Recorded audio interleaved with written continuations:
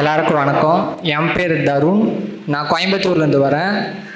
இப்போ ஆர்ஆர்பிபியூ அசிஸ்டன்ட் மேனேஜராக ஒர்க் பண்ணிட்டுருக்கேன் ஹொசூரில்.